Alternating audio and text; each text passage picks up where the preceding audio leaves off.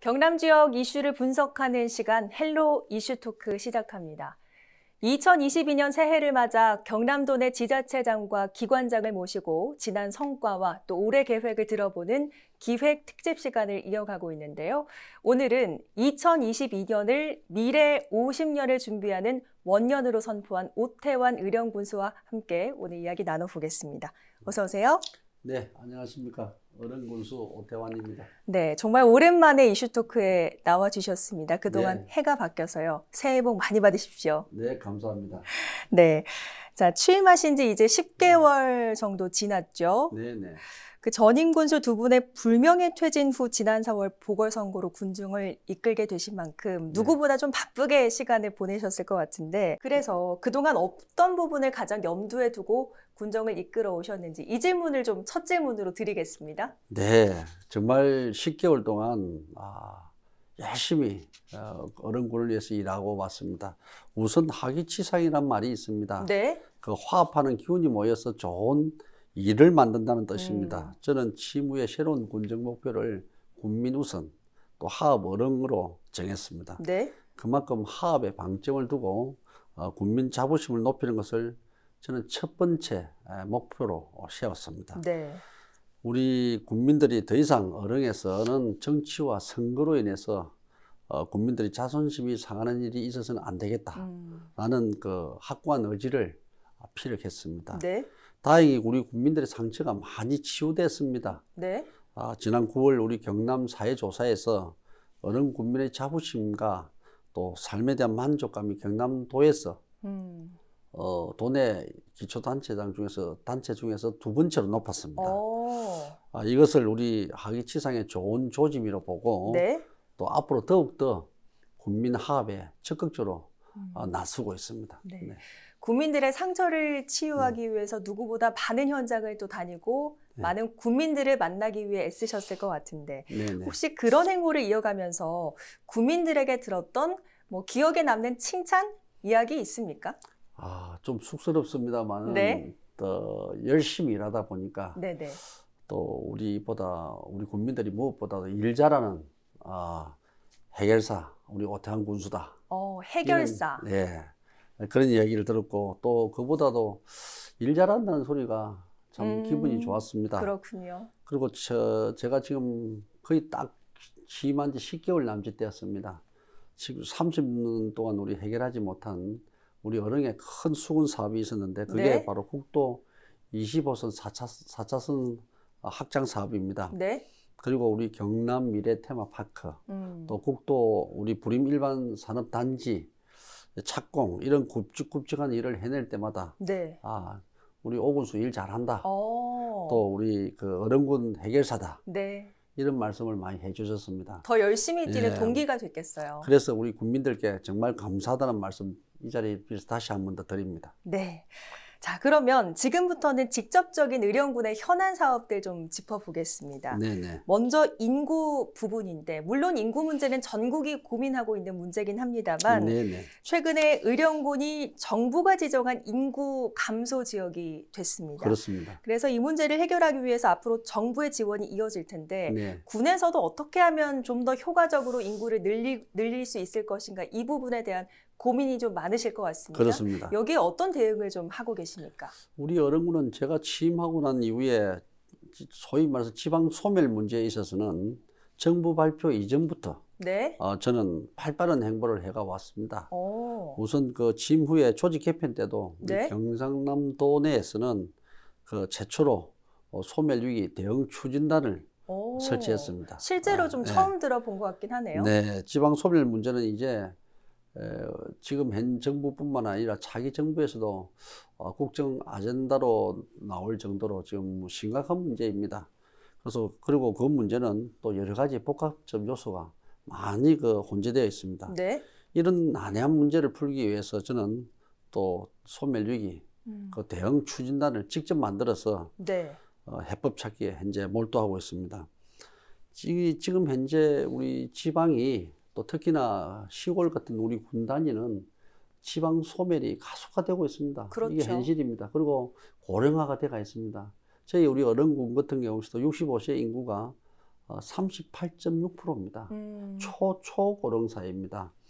그래서 저는 인구 증가로 기계시킬 만큼 이 문제에 대해서는 소멸 위기 극복에 또 사실은 필사적으로 나서고 있습니다.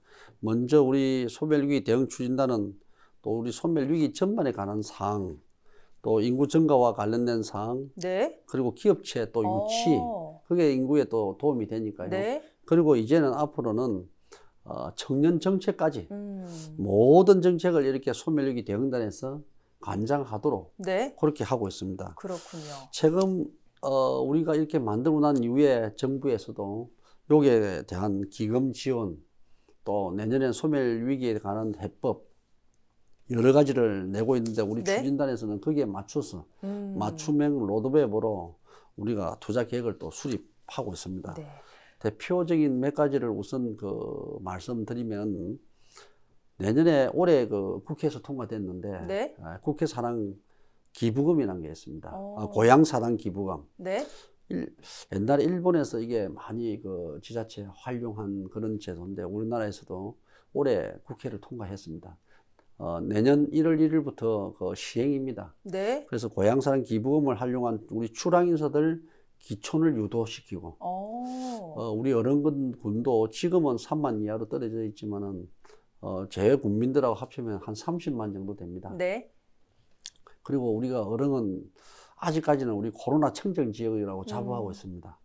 코로나 청정 지역으로서 또 포스트 코로나 시대에 맞는 또 앞으로 정주 여건을 또 홍보하고 그리고 지금 현재 경남 미래교육 테마파크가 우리 어릉에서 올 연말이면 완공을 합니다. 그와 연계한 교육 특화 도시라는 걸 각인시키고 또 앞으로는 우리가 퇴직을 하고도 30년 이상을 최소한 살아야 됩니다. 그래서 퇴직 후에 인생 2막을 펼칠 수 있는 그런 청정한 살기 좋은 그런 어릉 만들기 이런 게 이제 우리 어릉의 강점 아니겠습니까? 그래서 이런 강점을 활용한 다양한 인구 유입 정책 등을 추진하고 있습니다. 특히 최근에는 또 우리 한국소방안전원 경남본부를 실무적으로는 어릉 유치를 끝냈습니다. 그렇군요. 그리고 앞으로 우리 경상남도 또 도교육청에 현재 박종훈 교육감과 함께 추진하고 있는 소방 마이스터고. 그게 신반 정보고가 지금 현재 참 어렵습니다. 시골의 고등학교가 유지하기 힘듭니다. 이걸 소방 마이스터로 전환을 추진해서 이런 소방과 연계한 또 소방 훈련원이 또 어릉에 있습니다.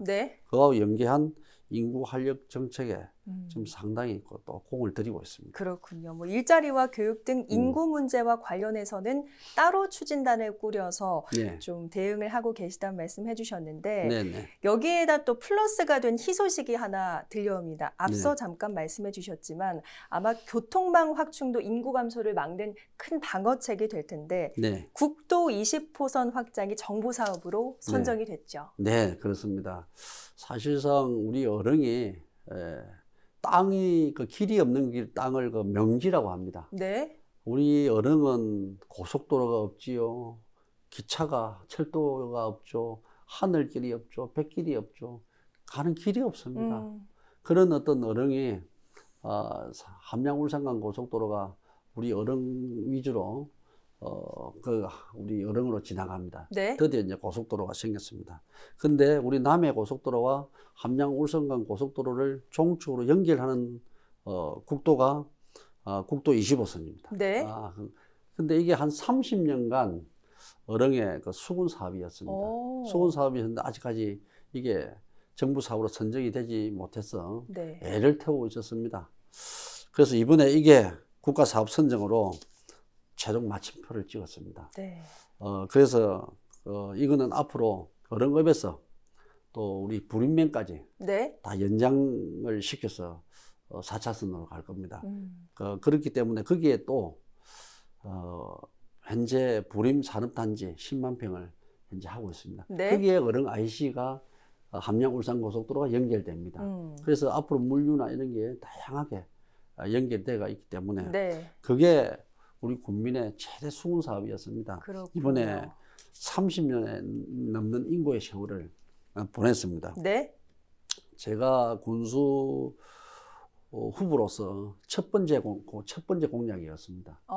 이게 국도 25선 확장 사업을 꼽았는데 네. 또 정부 사업으로 선정이 돼서 사실은 이게 정치인이 또 선거를 하는 분이 국민과 약속을 지킨다는 게 굉장히 중요합니다. 중요하죠. 근데 이게 제가 10개월도 전에 임기 시작하자마자 한 몇 개월 만에 네. 이렇게 약속을 지킬 수 있어서 사실은 무엇보다도 기쁩니다. 네.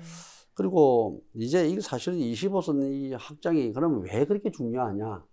이거는 우리 군민의 영문도 아주 중요하지만 그걸 넘어서 우리 어릉 지역의 생존 문제와 걸려 있습니다. 생존 문제. 네, 아주 그 살이 걸린 문제입니다. 네. 그래서 우리 어릉군이 역대 번번이 노력을 했지만은 번번이 실패를 했습니다. 어찌 보면은 중앙 집권적 정치를 해왔고 중앙에 집중됐고 지방에 소외됐죠. 오랜 저도 이 행정 경험과 이런 생활을 거울 삼아서 또 우리 전문가적 정책 협의와 그리고 네. 요 일을 하는 데 있어서 우리 지역구 국회의원이신 또 우리 조혜진 국회의원님의 도움이 컸습니다. 네. 또 지금 현재는 삼선 의원으로서 교육위원장을 맡고 계시고 해서 국민들과 또 이게 한마음이 된 게 굉장히 중요합니다. 네. 이거 하나 되기 위해서 단결된 하나의 마음이 합쳐졌기 때문에 이렇게 잘 되지 않았나 싶습니다. 그렇군요. 네, 네. 자, 앞서 잠깐 말씀해 주셨지만 의령IC 역시 기대를 크게 모으고 있는데 네. 교통뿐만 아니라 경제적인 측면에서도 큰 영향을 줄 거다 이런 기대를 좀 모으고 있는데 네. 군에서는 어떻게 보고 계십니까? 우리가 방금 이야기했듯이 2024년이면 함양 울산간 고속도로가 전면 개통됩니다. 네. 지금은 벌써 부분 개통이 되어 있습니다. 우리가 이 개통이 되면은 어릉에서 창녕간 5분, 밀양간 20분, 울산까지도 40분이면 가능합니다. 네. 그리고 우리 남해안 고속도로로 가는 서울 가는 상행선도 어릉을 해서 이렇게 IC를 가서 함양으로 가서 서울로 가면은 한 30분 이상 시간이 단축됩니다. 네. 유일하게 방금 말씀드렸듯이 어릉에 이제 고속도로가 나는 겁니다. 어릉 IC가. 거기에 우리 미래 50년을 어릉을 경제를 책임질 부림산업 일반산업단지 10만 평이 지난 해에 제가 착공식을 했습니다. 네. 그게 내년 연말이면 완공을 합니다.